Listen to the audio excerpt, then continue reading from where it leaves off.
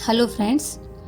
भारती जी जब रोटी बना रही थी कि तभी किसी ने दरवाजे की बेल बजाई। बेचारी भारती रसोई घर में अपने हाथों में लगे आटे से भरे हाथों के धोने तक लगातार दरवाजे की कुंडी बज रही थी। वो लगातार बोल रही थी, थोड़ा रुको, मैं आ रही हूँ। अब इस उम्र में वो भागकर जा भी नहीं सकती थी दरवाज़ा खोलने के लिए। से ही उसने दरवाज़ा खोला और सामने देखा तो उसकी बेटी अदिति दरवाजे के बाहर खड़ी थी। तब उसे आश्चर्य हुआ कि कुछ बताया भी नहीं, मैंने भी नहीं बुलाया, तो अदिति अचानक कैसे आ गई। अपनी बेटी को देखकर भारती बोली, आने से पहले बताना तो चाहिए था, अकेली ही आई हो क्या? जमाई जी और बच्चे कहाँ है? भारती ने एक साथ कई सारे सवाल किए। तभी अदिति बोली, माँ, क्या कोई अपनी प्यारी इकलौती बेटी का ऐसे स्वागत करता है? मुझे लगा कि तुम मुझे अचानक देखकर बहुत खुश होगी और सबसे पहले मुझे गले लगा लोगी, पर यहाँ तो उल्टा ही हो रहा है। शायद तुम दुनिया की पहली माँ होगी जो बेटी को ससुराल से अपने घर आते देख खुश होने के बजाय चिंता में पड़ गई।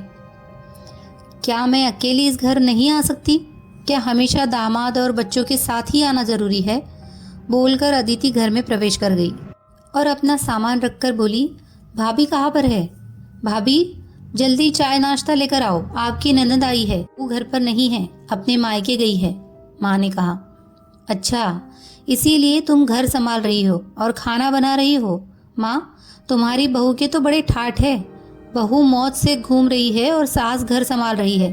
देखो ना, आपने बहू के आने से पहले ही खाना बनाकर रखा है।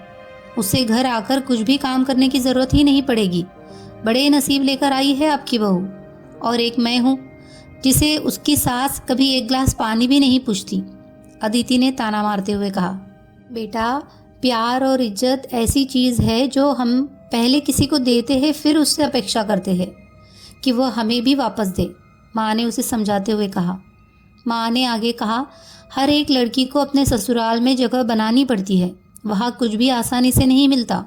तुम अपनी सास से एक गिलास पानी की अपेक्षा करती हो, तुम तो उनकी बहू हो। तुम बहू हो, फिर भी तुमने कभी उन्हें एक गिलास पानी दिया है क्या? तुम शादी के बाद ससुराल में रही ही कितने दिन? जब तुम्हारे मन को लगा तब अपनी बैग भरी और सीधा मायके आ जाती हो। मायका और ससुराल एक ही शहर में है, इसका मतलब ऐसा नहीं होता है कि जब तुम चाहो तब मायके आ जाओ और चाहो उतने दिन रहकर वापस ससुराल चली जाओ। मायके में भी बेटी को मान सम्मान तभी मिलता है जब बेटी ससुराल का मान सम्मान रखकर मायके में कुछ दिनों के लिए आती है, तभी उसे मान सम्मान मिलता है। ऐसा हर रोज बिना बुलाए, कोई कारण ना होते हुए भी कोई बेटी मायके आती होगी तो उसको साधारण पूछताछ भी कोई करता नहीं। और तुम मेरी बहू को बोलती हो ना, तुम तो मेरी बहू की बराबरी ही मत करो। वह कभी भी बुलाए बिना अपने मायके नहीं जाती है, और गई भी तो वहाँ की कोई भी बात में वह कुछ भी नहीं बोलती। वह जब घर में रहती है तब वह मुझे घर में कोई भी काम को हाथ नहीं लगाने देती। अब मेरी इच्छा से घर के काम कर रही हूँ, वह मुझे काम करने को नहीं कह गई। अपनी बेटी को माँ के सिवाय अच्छा कौन समझ सकता है? मुझे तुम्हारा स्वभाव अच्छी तरह पता है। तुम्हारे ससुराल में सब लोग अच्छे हैं, तुम ही उनके साथ मिलजुल कर रहना नहीं चाहती। ससुराल तो ससुराल होता है और मायका तो मायका होता है। मायके में घर का काम अपनी मर्जी से होता है। ससुराल में सबसे पहले सबका दिल जीतना पड़ता है, सबको अपना बनाना पड़ता है। उसके लिए छोटे से लेकर बड़ों तक सबको प्यार करना पड़ता है, सबकी पसंद नापसंद का ध्यान रखना पड़ता है, सबसे प्यार से बोलकर सबको उनके घर के कामों में मदद करनी पड़ती है। तभी सब लोग घर में आई नई बहू को स्वीकार करते हैं, उसे अपना मानते हैं। तुम जिम्मेदारी लेने के लिए तैयार ही नहीं हो, इसीलिए रोज रोज मायके चली आती हो। यहाँ आकर भी वही करती हो। अभी की बात देख लो, घर में कदम भी नहीं रखा, उतने में भाभी को ऑर्डर देना शुरू कर दिया, भी मुझे चाय नाश्ता लाकर लेकर आओ। वह व्यक्ति घर में है या नहीं, वह कैसी है, उसकी तबीयत कैसी है, वह पूछना भी ज़रूरी नहीं समझा। घर में आए मेहमान की मेहमान नवाजी होती है, पर उनका बर्ताव, बोलना सामने के व्यक्ति को पसंद आया तो मेहमान नवाजी ना मांगते पूरी होती है। पर तुम्हारा ऐसा बर्ताव मुझे ही पसंद नहीं आता, तो तुम्हारे ससुराल के लोगों को कैसे पसंद आएगा? तुम बोलती हो ना मेरे बहू का बहुत ठाठ है, तो वो बात सही है। उसने यहाँ हमारा दिल जीत लिया है और हर एक के दिल में खुद की जगह बनाई है। वो रोज रोज तुम्हारी जैसी ससुराल के लोगों के साथ झगड़ा करके मायके नहीं जाती। इस वजह से ससुराल और मायका दोनों जगह उसकी इज्जत होती है। जब तक उसे अपने मायके से बुलावा नहीं आता तब तक वह जाती नहीं। आज माँ ने ही अपनी बेटी को उसके बर्ताव के दोष दिखाए, क्योंकि उसे लगता था कि अपनी बेटी को अभी नहीं समझाया तो वह उसे कभी नहीं समझेगी। तब तक बहू भी घर आ गई। उसने अदिति को देखते ही वह बोली, अरे दीदी आप कब आई? मुझे फ़ोन किया होता तो मैं जल्दी घर आ गई होती ना। इस पर अदिति बोली, नहीं भाभी, मैं वापस जा रही हूँ।